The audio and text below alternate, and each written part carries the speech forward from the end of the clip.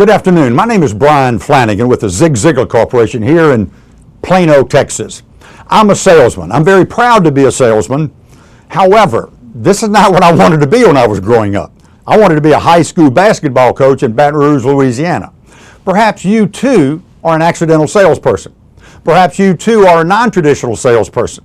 Or you may be one of those people who were natural born salesperson. However, most of us had to learn our profession. I'm so glad that I had to learn my profession because as a trained professional salesperson, when I get in trouble on a sales call, I can go back to my skills so that I can get through that situation, that customer interaction. You too can learn those skills necessary to be effective as a salesperson. I had a lot of misconceptions about selling early in my sales career. Let me give you an example of this. I'm going to give you two sentences. Follow along with me because both of them seem a little bit out of order, but follow me on this one. First sentence, just because you had the ability to carry a tune does not mean you had the ability to sing. Now follow me on the next one. Just because you had the ability to talk does not mean you had the ability to sell. Now what I mean by that is oftentimes we think selling is talking. We think selling is being verbose. Selling is asking and listening. If anything, selling in its simplest form is nothing more than a communication process. We, however, as sales professionals, have a tendency to make complicated that process. Don't complex a simple process. Keep it simple. My wife says I'm not a very good communicator because I don't listen very well. I think that's what she said. Keep it simple. I love baseball. I love baseball. Willie Mays, a great baseball player, was asked, Willie, how do you play baseball? He said, it's easy. They throw it, I hit it. They hit it, I catch it. Simple. Arnold Palmer's dad taught him to play the game of golf. He said, son, hit the ball hard, go find it, hit it again. Don't complicate a simple process of selling. Asking, listening, finding out what the other person wants, then providing a vehicle for that person to reach his or her goals. That's as simple as it is. Now understand, I had to learn this. I had to learn my profession. I would have killed to be a natural born salesperson, but I wasn't. It took me 6 years understanding selling and the process of selling to become an effective salesperson. What we want to do in this amount of time we have today is compress those years for you to give you 3 very specific techniques and you can start using immediately so that you can get better in your sales productivity. Let me give an example. I'm going to go to the slides here. As you can see on this slide, what we want to do today is to give you some very specific techniques on how you can use 3 sales tips for immediate sales success. We also want to invite you to a Zig Ziglar workshop here in the Dallas area office, the Plano, Texas office of the Zig Ziglar Corporation. This 2-day workshop will cause you to be thoughtful about the process, to be thinking about what you do on a day-to-day basis and how you can move your clients through that process to success. The other thing we want to do is answer any questions, so if you'll start emailing those questions in, we'll have a time for Q&As on anything you've got on your mind or maybe something that has caused you to think about during this presentation. Email those to us and we have a time for Q&A. We also want to give you an offer at the end of the presentation, so stay around for our special offer. And we also want to challenge you to be a constant learner. Challenge you so that you can invest in yourself from a professional standpoint. Now, one of the things we talk about, tip 1, as you can see here, selling is a process, it's not a personality. Now, what does that mean? Folks, selling is a process. You've got to know where you are in the process. You've got to know where the customer is in the process so you can move through that process with each other. Because selling is something you do with the prospect, not to the prospect. Think about this. Your sales process is perfectly designed to give you the results you're getting. That's right. Your prospecting process is perfectly designed to produce the prospects you're getting. Your closing process is perfectly designed to get the results you're getting when you get to the closing table. One of the great lessons of selling is this. You make more money solving problems than you do selling products or services. But to know what those problems are, you've got to have a process to identify the problems, to surface those problems in the customer's mind, yes, and in your mind as well. Here are the benefits. Let's go to this slide. Here are some benefits of using a process. The first benefit is this. It shortens the sales cycle. It doesn't elongate it. It shortens the sales process. It shortens the sales cycle. By plugging into a process, you gain more confidence and direction when you're selling. As I said earlier, it also identifies where you are in the process, where the customer is in the process, so that you can go back and link up with him or her and move through the process together. Now, here's one of the most important things I'll say all day. One of the great benefits of having a sales process is this. Process takes pressure off the person. Let me repeat that. A sales process takes pressure off the salesperson. When you get in trouble on a sales call, it kind of goes in a different direction. Don't try to personality your way out, because that's probably what got you into trouble. You process your way out. If you've got the confidence in a process and know the process is client-centered, is for this person's best interest at heart, then you can process your way out. Process takes pressure off the salesperson. Process also takes pressure off the sales prospect. If there's pressure, if there's an adversarial relationship, let the process absorb that. You as the individual don't have to absorb that. The prospect does not have to absorb that. You have a process. If you have confidence in the process, you'll use it more often. If you have confidence in the process, you'll make more calls. You'll make those tough calls that you've been avoiding. I'm a big believer that process is important to the degree that its process is selling, personality is not selling. Let me give you an example, and you may want to write this down, because here are the 7 steps of a client-centered approach to selling. You may want to write these down. As you can see, each of the first letters of the first words of each step spells the word process. P-R-O-C-E-S-S. The first step. You plan, you prepare, and you prospect. The R stage, you build rapport, you relate to the other person. The O stands for open a dialogue using open questions so that you can identify the needs, issues, and concerns. The C stands for confirm the needs from the prospect's point of view. You may want to star that step. That 4th step, confirm the needs from the prospect's point of view. The E is a very short step. You're explaining your recommendation. You're just giving a surface overview of your recommendation. The sales presentation takes stage in the 6th step, which is sell the value of your solution. Don't sell the product, don't sell the service, sell the value of your product and service. And once you've done that, you can come down to that last step, which is simply ask for the objective. If the objective is to have them sign the order, receive shipment, that's the objective. If the objective is to do a study, then you need to ask for that study. If the objective is to write a proposal, ask for the objective being, let me send you a proposal. Let's start with the P. Plan, prepare, and prospect. We're going to go through these rather quickly, and the reason we are is that we kind of want to whet your appetite for the course we're doing on April 16th and 17th here in our offices. This is a 2-day workshop where our goal is to make you more dangerous than you are right now. But let's go through each step of the process. Plan, prepare, and prospect. That's step number 1. Preparation compensates for a lack of talent.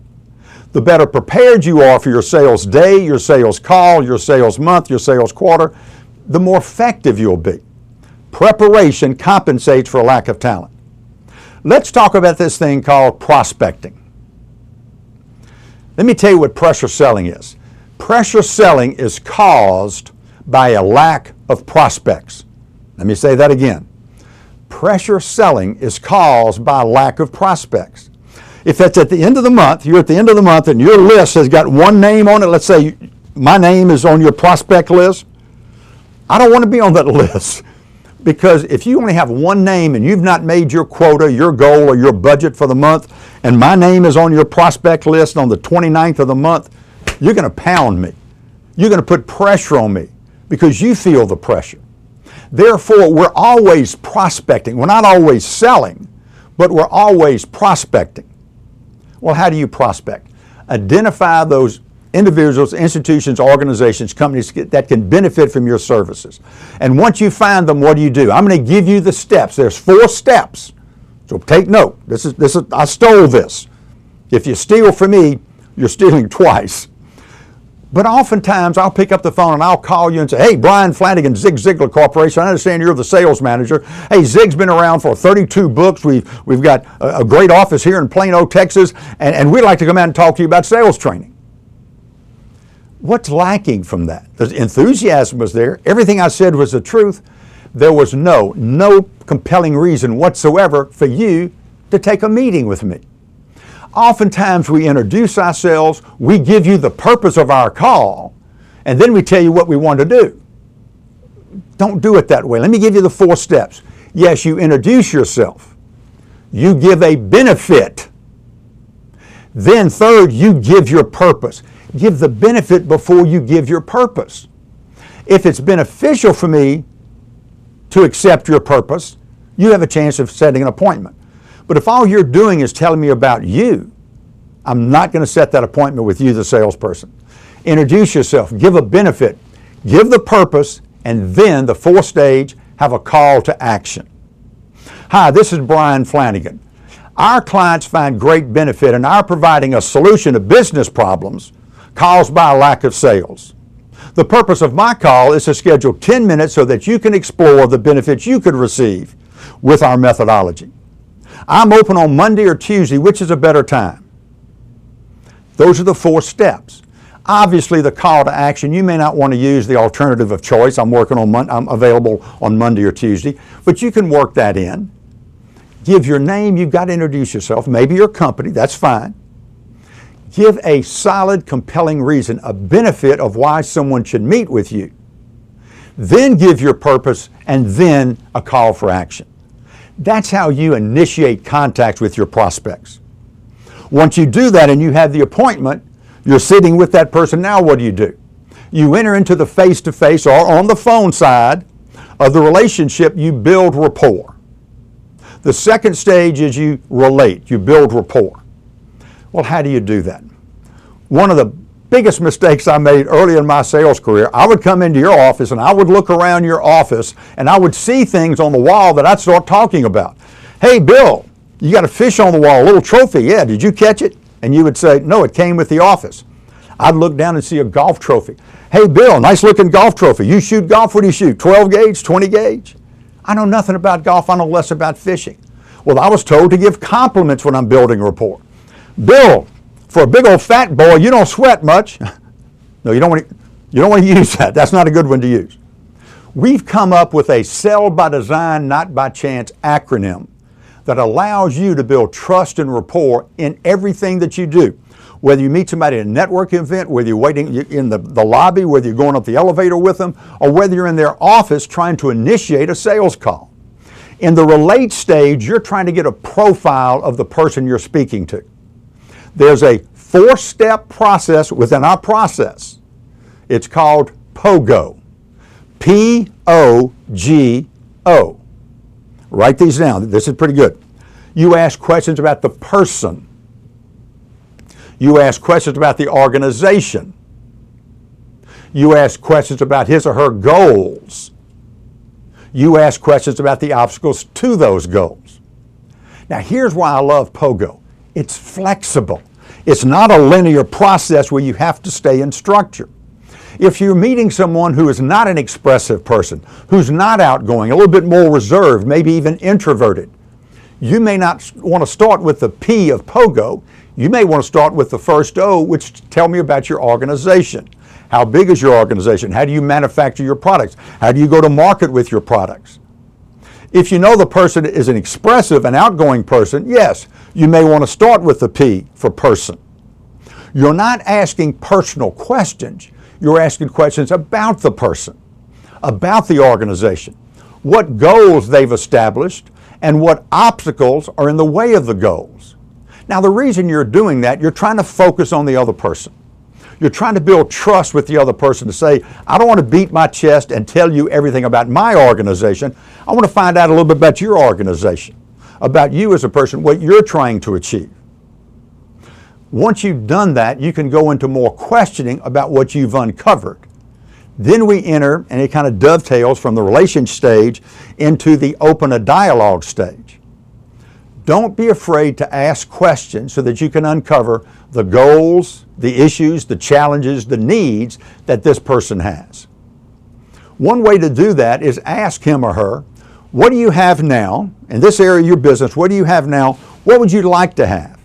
Well, Mr. Prospect, there's a gap here. If we could help you close that gap, what's the benefit to you? That's a great question. Because when they say the benefit to me is, you'll know their hot buttons.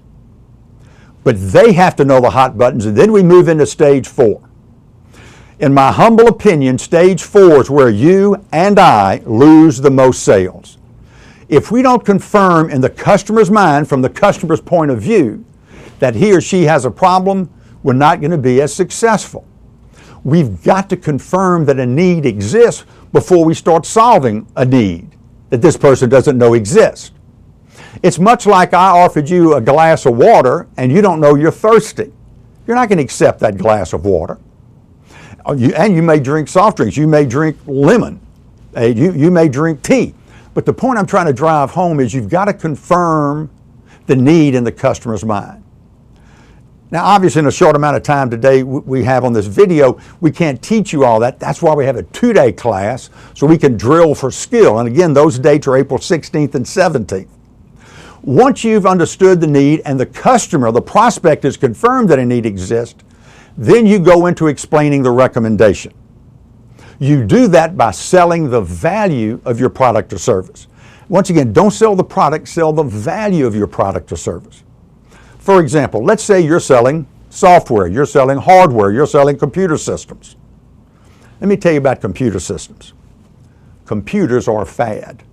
Fad, F-A-D. Computers are a fad. They're going away. They're going by the way of the dinosaur. But what doesn't go away? What doesn't go away is what the computer system does for you. So if you and I understood what computers do for us, we can sell them more effectively. What do computers do for you? Makes your life easier, more productive. It stores things, it retrieves things, it connects you socially, it makes you more productive, and it also entertains you.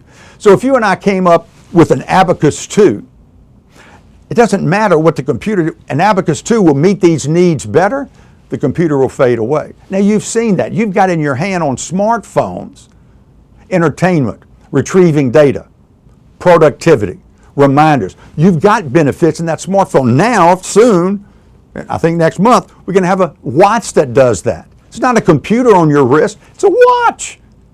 What we want is what that watch does for me. Not what it is, but what it does for me. Once you've done that, once you've presented your benefits, you can then go into the area of simply asking for the objective. Here's a question. Why do you ask people to buy from you? You ask people to buy from you so that you can feed your family, not your ego. Follow me on this. Sometimes we're hesitant to ask for the order because we're going to bruise our egos. No. When you ask for the order and you get the order, you win. When you ask for the order and you don't get the order, you break even. You don't lose. You're doing your job. Now, you have to do it professionally. You have to do it in a positive manner. But if you found out that this person has a need and you have a vehicle to solve that problem, it's your obligation to help that person solve their problems. Once again, tip number 1 is to have a process. P-R-O-C-E-S-S. Plug into that process. Don't be afraid to have a process. And folks, I promise you, this is not the only process available to you, but it's a pretty good process. It's a pretty good process because it's client-centric. It's relationship, it's not sales. I'm going to beat you up and stop me if you see something like press hard 3 copies. It's finding a vehicle to this person's goal. Let me go into a little bit more detail. Let's go to the next slide to show you this. The next slide simply says, you sell your value, you don't defend your price. Too often we lead with product. Now write this down because this is good. We want to lead with need. That's right. We want to lead with need. For example, I'm going to go to the board here. I'm just going to sketch something out for you. If I ask you what you sold, what do you sell? This is what most people tell me. I sell myself, I sell our company, I sell our products and services. That's fine. Until I ask you what your customer wants. And what your customer wants, well, they want ROI. They want a return on their investment. They want peace of mind. They want honesty. Here's a question for you. What's wrong with this? You're selling yourself, your organization, your products and services, but the customer wants a return on his or her investment. The customer wants peace of mind. The customer wants honesty. What's the problem? Your lists don't match. Your list, and you're saying, Flanagan, hold on, that's a trick question. That's not a trick question. This is a real question. Let me give you a trick question. How much revenue do you generate for your company? Think about this. I don't know how you get paid. I get paid weekly, very weekly. But let's take a look how you get paid. How much commission dollars do you earn? How much revenue do you generate on those sales you almost close? I mean, we get real close. I've been on quota 43 or 45 years of my sales life. I've never been paid a dime on something I almost closed. I can miss the sale by this much or this much and I make the same amount of money. This is a very real chart. This is huge because oftentimes this is where we fail to make the sale. If you sell what you do for the customer and you back it up with what you do, you'll be ahead of the game. Now let me look you in the eye and tell you this because I had to learn this. I spent 14 years with the IBM Corporation. I read a book by a man named Zig Ziglar. He literally changed my life. I beg him for a job. He hires me. 3 months into my tenure, I'm working in the office one morning. Zig comes up and said, Bryan, I'd like to take you to lunch. Zig, I'll be there. He goes off. I call Cindy at home and say, Cindy, your husband, that'd be me, your husband at lunch day will get a promotion. She said, you're an idiot. Now, for some reason, she uses that term a lot with me. But she said, Bryan, why do you think you're going to get a promotion? You've only been there 90 days. Nobody gets a promotion after 90 days. I said, Cindy, you don't understand. The founder of the Zig Ziglar Corporation, the man himself, is taking me to lunch. He must like me as a new employee. He doesn't go to lunch with new employees. I'm going to get a promotion. I'm going to call you this afternoon and tell you about my promotion. We go to lunch. We sit down. Zig Ziglar does not talk about Bryan Flanagan's performance, promotion. He talks about my lack of performance. He said, Flanagan, 90 days ago, we sat down and we forecasted your sales here. For the last 90 days, your sales have been flat. What's the deal? I thought he was about to fire me. So I leaned over and I said, I love you, man. He said, regardless of that, what are you selling? Zig, every day I come in, I'm selling books, tapes, and seminar seats. Bryan, that's the problem. We don't sell books, tapes, and seminar seats. Well, Zig, what do we do? Bryan, we provide information contained in books, tapes, and seminar seats. If our clients apply the information correctly, what we sell is a better self, a better family, and a better career. I promise you, when I bought a book by Zig Ziglar and I had no confidence in myself as a sales professional, I did not want a 382-page book. Because I had a confidence problem, I wanted to feel more confident. That's why I purchased that book. Had it come in a pill, I'd have swallowed it. Had it come on cassettes, which it did, but I didn't know about, had it come on a recording, I'd have listened to it. I didn't care what it was, I cared what it does for Bryan. When you take a look at what you sell versus what your customers want, your list have got to match. If not, you're going to do this. You're going to get into a commodity. Well, they have it, we have it, we have it, I have it. They're cylindrical, we're cylindrical. They're color coordinated, we're color coordinated. Now you're taking your product or service and you're breaking it down into a commodity. You're causing the decision to be made on price. Because as a consumer, I make commodity decisions on price. So do you, so do your customers. If you want to separate yourself from the competition, learn to sell 3 things: values, advantages, and benefits. If you can learn to sell values, advantages, and benefits, you're ahead of the game. Use those words. Find yourself on sales calls. One of the values, when you email, one of the advantages that we offer, don't be afraid of using those words. If you want to separate yourself from a professional salesperson, from way over here, the professional visitor, learn to use selling words, values, advantages, and benefits. Tip number 1 was process. Tip number 2, sell the values. Lead with need. Don't lead with product or service. Lead with need, the value, the advantage, the benefit that you have to offer. Okay, let's take a look at the next slide here. This is something that I can't emphasize enough. This is my definition of selling. My definition of selling, you see on the screen there, and if you take a look at the flip chart here, my definition of selling is very simple. I'm trying to find out your goals. Mr. Prospect, thanks for meeting with me today. As I said over the phone when we set the appointment up, what I want to do is find out a little bit about yourself, the person, the organization, a little bit about your goals, and maybe some of the obstacles that stand in the way of those goals. Now, Mr. Prospect, the reason I want to know about your goals, I cannot reach goals for you. However, I'm confident that once I find out your goals, Mr. Prospect, I can put you in the best vehicle for you to reach those goals. Mr. Prospect, if I can do that, I expect to earn your business. Is that fair? Folks, I promise you, your competitors are not doing this. Go to the toughest competitor you've got in your marketplace. He or she is not doing this. You want to separate yourself? You want to start using something today that'll make a difference in your territory results? Do this. Put it on a sheet of paper. Show them this. Don't be afraid to use this, whether it be physically on a piece of paper or, and I'll come back here and tell you that I got an email from somebody, a large company, $4.2 billion company, and one of the senior managers said, Flanagan, I use this technique. I said, well, tell me about it. He did, and he wrote an email. He's calling on Greg. Greg is his prospect, actually his customer, because he's dealt with Greg. Here's what he says. Greg, what are your short-term goals and how can we work together to achieve them? Now here's the next sentence. After Greg finished laughing at me, the customer laughed at the salesperson. Now this guy is a 15-year veteran. He's a senior sales specialist for this company. And he asked the customer, what are your goals? After Greg finished laughing at me. Parentheses. Remember, I've called on Greg on and off for more than 15 years. Do you understand what he's saying here?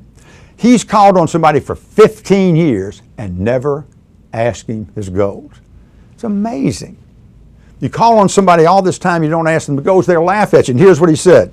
I assured Greg I was serious. We had a great discussion. Greg even called in his COO, his CFO, and his marketing director.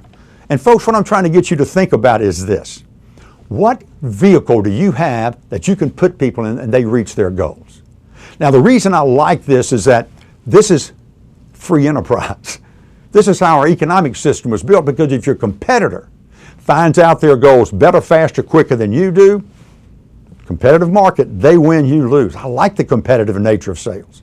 But if I can find out somebody's goals and I can consistently put them in a vehicle to reach those goals, I'll be a hero to that person. All right, Jill, we got any questions? Load them up. Let's go to the next slide here. Big tip, tip 3. The intent behind your technique determines your professionalism. Intent behind your technique determines your professionalism. Now, what do I mean by that? You're talking with somebody, and in your heart of hearts, you know that this solution is the best for this guy or gal. If you know that your product or service is a good fit for this person, then any technique you use is professional. However, let's look at the other side. However, let's say that it's a force fit, you're not sure, and you're about to introduce something that you may not feel confident is the best. Stop, back up until you know it's the right thing to do. Any market is too small to have a bad reputation. I'll say that again. Any market is too small to have a bad reputation. And what I mean by that, we can change that first sentence that we just said on tip 3. The intent behind your technique determines your ethics. So if you know in your heart of heart this is the right thing, even though the technique may be hard for you, but it's worthwhile, it's best for the customer, you got to get out of your comfort zone and move to effective zone. That's why I think sales training is so important. You never graduate from selling.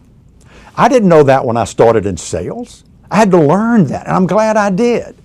Because a trained professional salesperson is more valuable to his or her customers than a natural-born salesperson who stopped learning. Because a trained professional salesperson knows that you never graduate from selling. Now with tip 3, let me go to the next slide here. With tip 3, let me give you something that I've started using a couple of years ago. It's important that you understand that I've used this a couple of years ago because I'm still learning. I didn't learn this in my 20s or 30s or 40s or unfortunately 50s. But here's a technique that when I know it's useful, I know it's going to be a good fit, then I can say a statement and then ask a question. The statement is this: Mr. Prospect, based on what we've talked about so far, I'm confident we can help you solve this issue. The word confidence in there. Based on what we've talked about, the foundation of what we've laid here, based on what we've talked about, Mr. Prospect, I'm confident that we can help solve this problem, this issue, this concern, this challenge. Now here's the question, and this is so important. Mr. Prospect, how do I transfer that confidence to you? Now, this is a technique. It's a communication technique. It's what you say when you need to say it. Mr. Prospect, I'm confident we can do this for you. How do I transfer that confidence to you? If you use that with a prospect, what would his or her answer be? Would they say, send me a proposal? Can I see a demo? Can we have an on-site visit? Who else have you worked with in my area that's taken advantage of this? Write me a proposal, send me some prices. I don't know what you would get. I get 4 things. Who have you done business with in our industry? Fair question. May we see you in action? Fair question. Would you write a proposal? Fair question. Those 3 things I've been getting for a while, but what's happening now is the 4th thing I'm getting in my industry. The 4th thing when I ask that question, they say, well, let's look at dates. They've closed it. I didn't have to close it. When they say look at dates, they mean let's schedule something. Once again, if I don't use that technique, I don't get that answer. Mr. Prospect, I'm confident we can do this for you. How do I transfer that confidence to you? That's a strong technique. Don't be afraid to use that technique. But folks, once again, I had to learn that technique. I'm very proud I had to learn it because I'm a better salesperson because of it. One of the problems that you and I have, we stay in our comfort zones too long. We stay in our comfort zones. We don't get out of the comfort zone to grow our business, to grow our territory, to grow our skills. What the Ziegler Corporation has done for years is taken you where you are to where you want to be. If you would ever ask Zig Ziglar sitting on a plane next to him, well, Mr. Ziegler, what kind of work are you in? I'm in the transportation business. What do you mean? I take people from where they are to where they want to be. But to be where you want to be, you've got to get out of that comfort zone. That's why in our 2-day class, we try to give you the opportunity to learn the skills by practicing some of the skills in a very challenging yet non-threatening environment. What you see on the screen here is that our offer today is on the 16th and 17th of April, right here in Plano, Texas, at the Intergalactic World Headquarters of the Zig Ziglar Corporation, that we will have a 2-day course on April 16th and 17th. The good news is that we have a special offer for you. Because you've joined us on this video, what we would like to do is offer you an incentive with 3 products. These are worth about I can't tell you what they're worth. I know the price of them. I can't tell you the value because I don't know you that well. But I promise you, when I bought this $12.95 book 37 years ago, it changed my life. It cost me $12.95. It's taken me around the world. It has allowed me to put my children in the college of their choice versus where Dad could afford to send them. And what we have here, we have Zig Ziglar's Secrets of Closing the Sale, 12 CDs that'll make you dangerous. We also have Zig's CD program, which is 8 CDs, and I'm fortunate enough to be on a couple of these CDs, The Selling Difference. And this takes you through some of the things we've spoken about today. And the last thing we have, I just finished my first book. I liked it so much I'm going to read another one. But I just finished my first book called So You're New to Sales, which goes into every step of the sales process, has a deep dive into each step of the process so that you can learn the skills. What we do in this course that you'll attend is that you'll be given the chance to retain the skills by discussing, defining, and demonstrating those skills, getting out of your comfort zone in a classroom, because we believe you should learn in class, not be penalized in cash. So if you have any questions, please do that. I'll give you the name and the number of Michael and Margaret in a moment that you can call. Let's see if we have any questions. How do you not sound too corny or salesy with the process? Practice. If a technique is not fluid for you, it's hard to make it natural. Therefore, it takes some practice. However, anything you do poorly at first means you have a chance to get better at. But think about the last time that you learned a skill. How much did you struggle when learning that skill? And it may be anything from riding a bike to driving a stick shift. You were bad before you got good at it. Then it became natural. We teach a 4-step growth process. And those 4 stages, you don't know you're bad, and then you look at it and say, I'm bad. You know you're bad. 3rd stage, you know you're good. And the 4th stage, you don't know you're good. Well, that's called progress. And it takes time to get there. If, in fact, you think you sound corny, but nobody's ever given you feedback that you are corny, maybe you're not corny. If you feel that you've done something poorly, but you've never gotten feedback on it, then I don't have any evidence. If you don't have any evidence to support that it sounded too salesy, then who's to say it's too salesy? The other thing is this. You cannot embarrass Donald Trump on a sales call. He likes objections. He likes resistance. He likes to play the game. And you're intimidated by that. He's not. Well, don't impose your values on him. You have to practice to get better at this. Here's a question on going back to the prospecting call. When you're leaving a phone message, when you're leaving an email message, think about it. What would be a compelling reason for someone to call you back, to email you back? That's the second part of the process. You introduce yourself, that's not going to get a call back. But you give a benefit. We help solve business problems caused by blank. Well, it's a general benefit. It's not a specific benefit because you don't know this person very well. So it may have to be as specific as you can make it or as general as you can make it until you know something more specifically. We help solve business problems. If I'm talking to insurance agents who hire a lot of first-time agents, we have a letter. The evidence says that when our first-year agents had been through the Ziegler course, we retained over 51% of them. Well, that's a statistic. Our general agents find great value in our program that retains as many as 51% of their first-year agents. The purpose of my call is to explore the benefits you could receive. Don't be afraid to give that benefit. What were the dates for the workshop? The dates for the workshop, April 16th and 17th here in Dallas. And let me give you Michael and Margaret's number. If you'll look on the screen here, Michael McGowan, Margaret Garrett, that's their email. Those are their phone numbers. If you take a look at that, you will see that you can contact them via email or via phones. Both of them have been here for double-digit years. Michael McGowan started in the warehouse. Zig Ziglar he made a sales call on Zig one day selling his detailing service that he was doing on the side. Zig said, I think you ought to be in sales.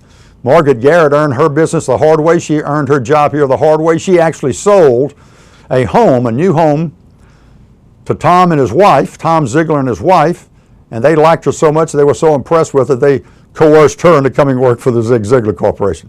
So they'll take care of you. Don't feel bad at all that you don't have all of the skills necessary to compete. Nobody does. I'm still learning, you're still learning. We're all continuous learners. We're all lifelong learners. Don't feel you have to be qualified to come to this 2-day class. You don't. The only qualification you know that you need is you need to get better.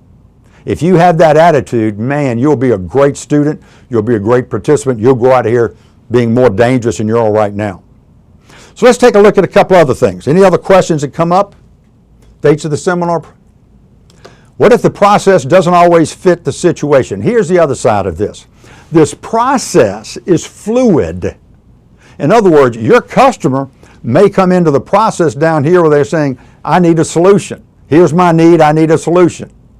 Your customer doesn't want rapport with you, he wants a fix. Your customer wants a solution. So you have got to know the process well enough to be flexible. But here's the problem. If you don't have a process, you can't be flexible. Think about this. Think about a prospect you're working with right now, somebody that you called on before Easter, somebody that you know that you've called but they haven't closed. Here's my question. Think about that person. Where are you in the sales process? Do you know? Here's another question. Where is the customer in the sales process? Do you know? If you don't know where you are, if you don't know where the customer is, how can you move with him or her through the process to a successful conclusion? You can't. Therefore, you've got to have a process that you know well enough that's flexible, that you can maneuver in and out. It's not linear where it's got to be one step after the other all the time. Sometimes it's structured and linear. Sometimes it's fluid. If you know the process well enough, you can make adjustments throughout the process. Fair question. Let's take a look at this tip. Here's a key quote that I'd like to share with you. When I was struggling as a salesperson, one of my buddies said, go out and buy this book. And I came to page 48 of Zig's best-selling book, See You at the Top. And here's the quote. It's on the screen there. You cannot consistently perform in a manner that is inconsistent with the way you see yourself. You cannot consistently perform in a manner that's inconsistent with the way you see yourself. If you don't think you can make that sale consistently, that's your thought, consistently you'll fail to make the sale. I don't make those rules up. That's just how it is. But if you understand that you're capable, not all that you can be, not all that you will be, but I'm a lot better than I used to be. If that's your growth mentality, you're ahead of the game. When I read this for the first time, I was 30 years old. And I was missing sales success by a distance of 12 inches. That's the distance from my head to my heart. Now, for 30 years, my mother told me, Bryan, you're capable. For the 8 years we'd been married, my wife told me, Bryan, you're capable. But until I read that, I was missing success by those 12 inches. And when I finally made that last 12-inch journey, when I got success in my heart, not just in my head, everything changed. At the time, IBM had spent about $50,000 on me developing me as a salesperson. I go out and buy this book by a man named Zig Ziglar for $12.95. And that returns better than the $50,000. And the reason is simple. Zig Ziglar was building Bryan. IBM was only building the professional. You need both. The great part about the Zig Ziglar Corporation, Zig's philosophy builds will and skill. And he also has refill because your tank gets empty. That's why you need to invest in yourself. I stand before you and I tell you, you need to invest more in yourself than you do in your career. And here's why. Here it comes. Write it down. Personal growth precedes professional growth. Again, I don't make those rules up. Personal growth precedes professional growth. Don't be afraid to invest in yourself. And here's why. As you'll see this last slide here, where do you want to be? What do you want to have happen? What type of salesperson do you want to be? Not where you are now. Not where the guy on the right is, but where the guy on the left is. You see, I want my children every day getting up and seeing themselves just that way of what they're capable of becoming. The great part of the Zig Ziglar Corporation, we take you from where you are to where you want to be. If you'll think about a goal, right now, if you'll think about a goal of selling, of performing as a sales professional, we have a vehicle that'll put you in the road to make sure that dream comes true, to make sure you reach that goal. Our vehicle, April 16th and 17th, teaches you the skills, the wills, the techniques, how to overcome objections, how to move forward in your sales career. I look forward to working with you. I'll be the instructor during that period of time. Good luck, good selling. We appreciate you being with us today.